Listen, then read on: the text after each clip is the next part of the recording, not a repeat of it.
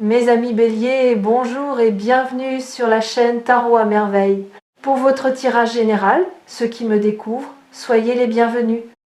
Il existe des rencontres que l'on ne planifie pas, des connexions qui arrivent par un chemin de traverse à un moment où vous n'attendiez plus rien de particulier ou peut être précisément parce que vous aviez cessé d'attendre.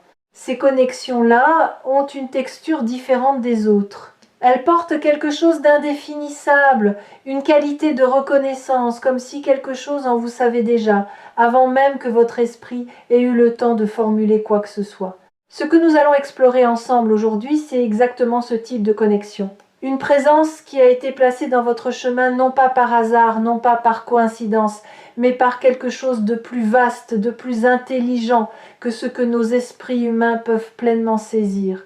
Appelez cela Dieu, l'univers, la providence, la force du destin.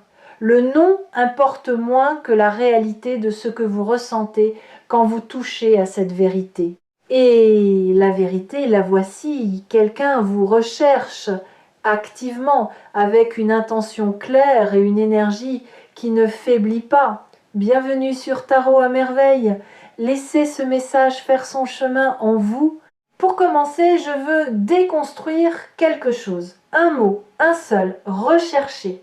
Parce que ce mot est au cœur de tout ce qui se passe autour de vous en ce moment et il mérite qu'on s'y arrête vraiment, qu'on le retourne dans tous les sens pour en extraire toute la richesse. Rechercher, ce n'est pas attendre. Ce n'est pas espérer passivement qu'une rencontre survienne. Rechercher, c'est un acte délibéré. C'est se mettre en mouvement vers quelque chose ou quelqu'un, parce qu'une partie de soi sait que ce quelqu'un existe, que cette connexion est réelle, et qu'il vaut la peine de faire le chemin pour la trouver. Quand on recherche quelque chose de précieux, on ne baisse pas les bras au premier obstacle. On ajuste sa trajectoire, on continue. On porte en soi une certitude tranquille qui dit « je sais que c'est là, quelque part, et je n'abandonnerai pas avant de l'avoir trouvé ». C'est exactement ainsi que la personne dont l'énergie est si puissante dans cette lecture se positionne par rapport à vous. Non pas dans une posture de chasseur ou de conquête, ce n'est pas cela, mais dans celle de quelqu'un qui sait que vous existez dans son univers, que la connexion entre vous est réelle et significative, et qui avance vers vous avec une détermination douce mais absolument constante.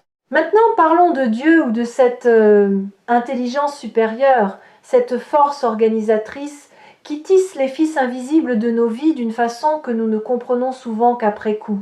Il y a des moments dans une vie où l'on regarde en arrière et où l'on voit avec une netteté saisissante la logique cachée derrière des événements qui semblaient sur le moment n'avoir aucun sens. La rupture qui vous a brisé le cœur et qui rétrospectivement vous a libéré pour quelque chose de bien plus grand. Le détour professionnel qui vous a amené exactement là où vous deviez être. L'ami perdu de vue est retrouvé au moment précis où vous en aviez le plus besoin. Ce n'est pas du hasard, c'est une architecture patiente, intelligente, qui respecte votre liberté tout en tissant autour de vous un destin qui correspond à ce que vous êtes profondément. Et dans cette architecture, cette personne a une place qui lui a été assignée non pas par une décision arbitraire, mais parce que quelque chose en elle résonne avec quelque chose en vous, d'une façon qui ne peut pas être le fruit du hasard.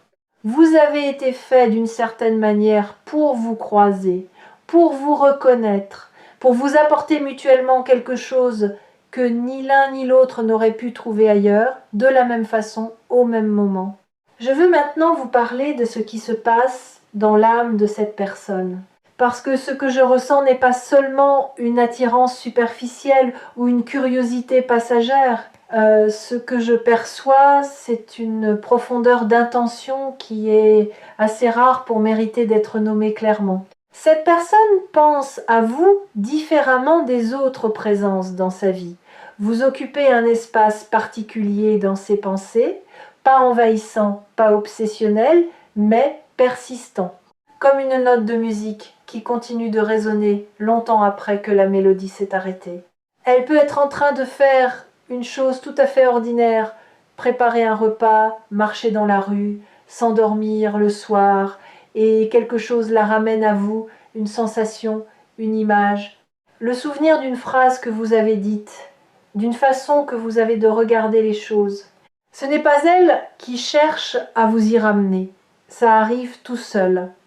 Et c'est précisément le signe que cette connexion dépasse la dimension purement choisie ou construite. Elle est inscrite quelque part de plus fondamental, dans quelque chose que les traditions spirituelles appellent l'âme, et que la science n'a pas encore tout à fait les mots pour nommer.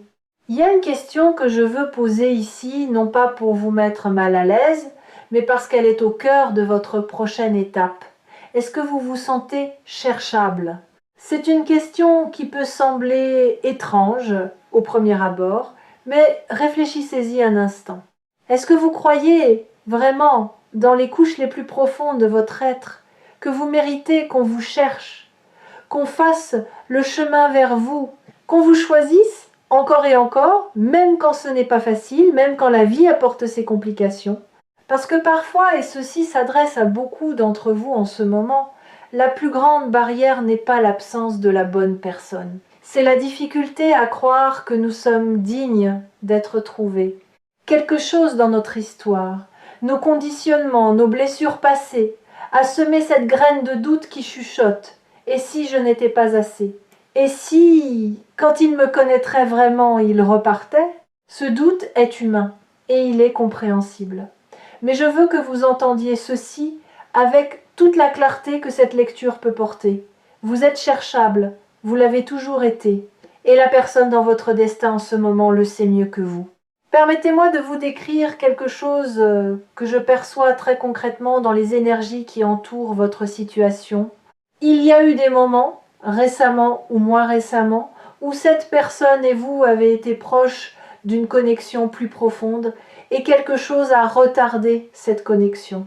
Peut être un timing légèrement décalé, peut être une maladresse, une peur de l'un ou de l'autre, un contexte de vie qui n'était pas encore favorable, peut être simplement que vous n'étiez pas encore prêts l'un pour l'autre de la façon dont vous l'êtes maintenant. Ces moments manqués ne sont pas des échecs, ils font partie du processus. Ils étaient nécessaires pour que vous grandissiez chacun de votre côté, pour que vous arriviez à cette rencontre pleinement, avec la maturité et la profondeur que ni l'un ni l'autre n'auriez eu avant.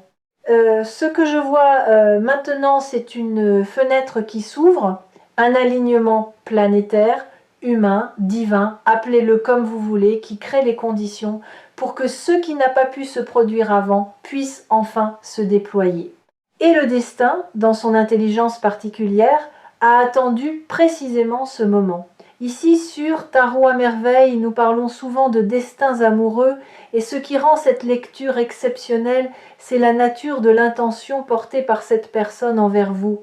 Elle ne vous cherche pas pour combler un manque, elle n'est pas animée par la solitude ou la peur de rester seule. Ce qui la porte vers vous, c'est quelque chose de beaucoup plus pur, une reconnaissance, une sensation, au fond d'elle-même, que vous êtes quelqu'un d'important pour son chemin de vie. Pas de façon romantique et floue, de façon concrète, ancrée, réelle. Elle vous cherche parce qu'elle perçoit en vous quelque chose qu'elle n'a pas trouvé ailleurs.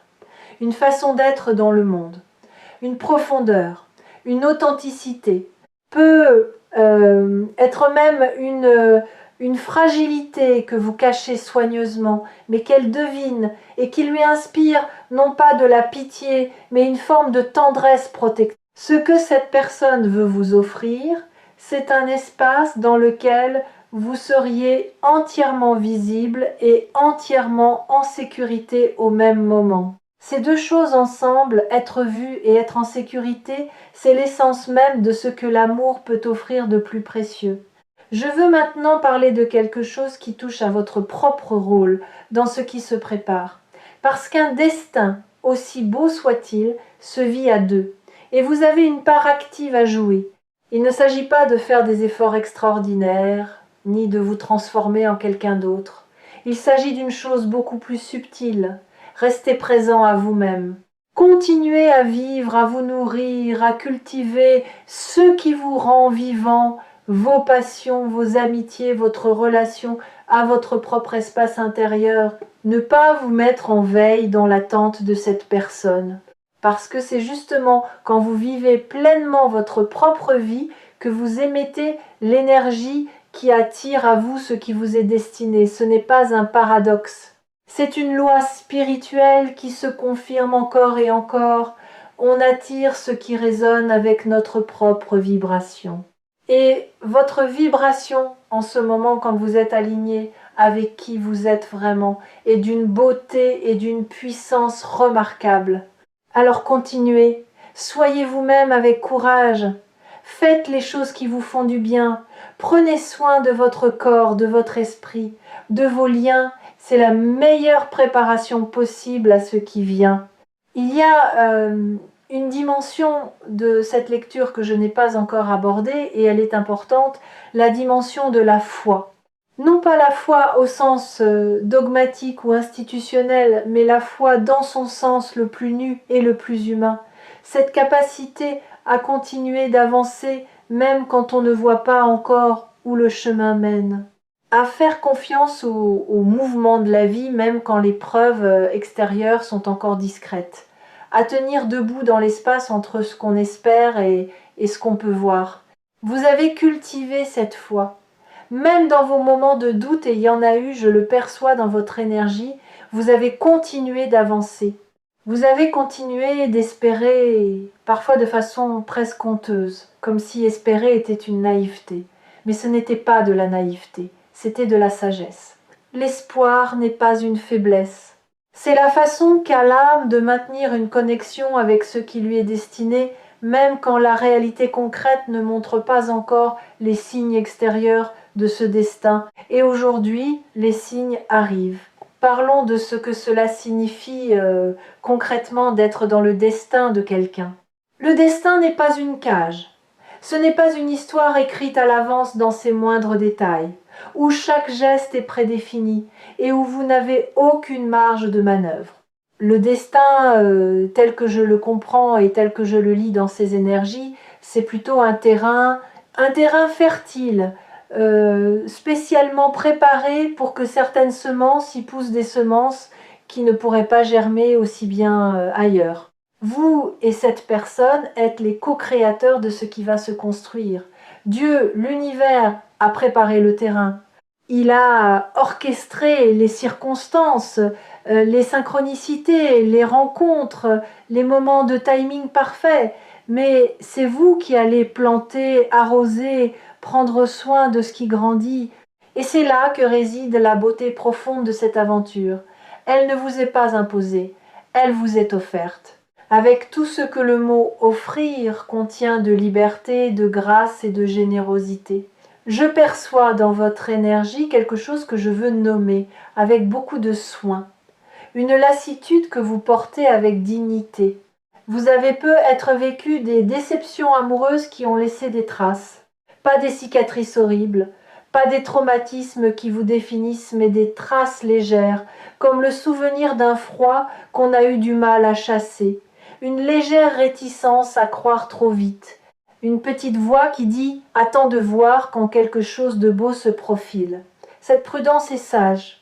Et je ne vous demande pas de l'abandonner. Je vous demande juste de lui laisser un peu de place à côté de quelque chose d'autre. La permission d'être touché. La permission de laisser cette personne, son attention, sa recherche vers vous, vous atteindre vraiment. Pas tout de suite, pas en une fois, mais progressivement, comme on laisse entrer la lumière dans une pièce en ouvrant les volets peu à peu, pour que les yeux aient le temps de s'adapter sans être aveuglés. Il y a quelque chose d'extraordinaire qui se produit quand deux personnes qui ont été placées l'une dans le destin de l'autre se reconnaissent enfin. C'est pas toujours spectaculaire, ce n'est pas toujours accompagné de musique dramatique et de révélations fracassantes. Parfois c'est une conversation qui dure plus longtemps que prévu et dont vous sortez en vous sentant étrangement complet. Parfois c'est un silence partagé, qui n'est pas inconfortable, au contraire qui est habité, chaleureux, comme si ce silence disait plus que des heures de discours. Parfois, c'est simplement le fait de se retrouver à penser à quelqu'un au moment précis où cette personne pense à vous. Ces petits miracles de synchronicité sont les signatures du destin, les façons qu'a l'univers de vous dire « oui, vous êtes sur la bonne piste, continuez ». Soyez attentif à ces moments, pas avec anxiété, ni avec une loupe analytique, mais avec une ouverture tranquille. Ils sont là, ils vont se multiplier. Ce que Dieu ou l'univers ou le destin a mis en place autour de vous, ce n'est pas juste une rencontre romantique, c'est quelque chose de plus vaste. C'est la possibilité d'une vie dans laquelle vous seriez accompagné, véritablement accompagné, par quelqu'un dont la présence vous permet d'être plus pleinement vous-même. Parce que les bonnes présences dans une vie ne nous rapetissent pas, elles ne nous étouffent pas, elles nous donnent plus d'espace pour exister, pas moins. Elles deviennent une sorte de terrain sûr depuis lequel on peut explorer le monde avec plus d'audace, parce qu'on sait qu'on a quelque chose de solide à quoi revenir. Cette personne qui vous cherche, elle est ce terrain sûr, pas parfaite, pas sans ses propres complexités et ses propres zones d'ombre, parce que les humains ne sont jamais parfaits, mais fondamentalement alignés avec ce dont vous avez besoin pour vous épanouir. Voici ce que je veux que vous emportiez de cette lecture, comme une pierre dans la poche, quelque chose de simple, de concret, que vous pouvez toucher quand le doute revient. Vous n'avez pas été oublié. Dans l'immensité de l'univers, avec tous ces milliards d'histoires humaines qui se déroulent simultanément, votre histoire n'a pas été laissée de côté. Elle a été tenue. Elle est tenue avec soin, avec attention, avec une intention bienveillante qui dépasse ce que nous pouvons voir de là où nous sommes. La personne dans votre destin, celle qui vous cherche en ce moment même, est le signe concret, humain, tangible de cette attention. Elle n'est pas une illusion, elle n'est pas une consolation, elle est réelle, et son mouvement vers vous est réel, et ce qu'elle porte pour vous est réel. Faites-lui confiance, faites confiance au processus, faites confiance à cette intelligence plus grande que vous, qui a orchestré tout cela avec une précision que vous commencerez à voir de plus en plus clairement au fil du temps. Il me reste une dernière chose à vous dire, et c'est peu. Être la plus importante de toutes.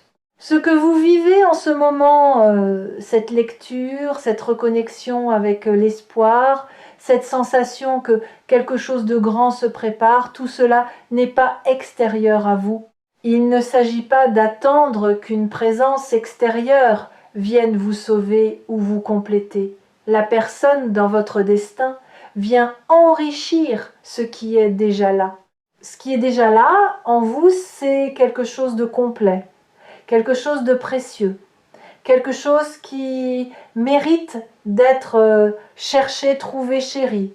Et le fait que quelqu'un ait été mis dans votre chemin pour vous rechercher, c'est simplement le reflet dans le monde extérieur de ce que vous êtes intérieurement. On ne cherche pas quelque chose qui n'a pas de valeur. On ne traverse pas des distances, on ne surmonte pas des obstacles, on ne garde pas quelqu'un dans ses pensées nuit et jour si ce quelqu'un n'est pas profondément précieux. Vous l'êtes, croyez-le, et laissez cette croyance vous accompagner dans les jours qui viennent. Merci d'avoir partagé ce moment de lecture avec nous. Revenez sur Tarot à merveille, votre prochain message vous attend déjà.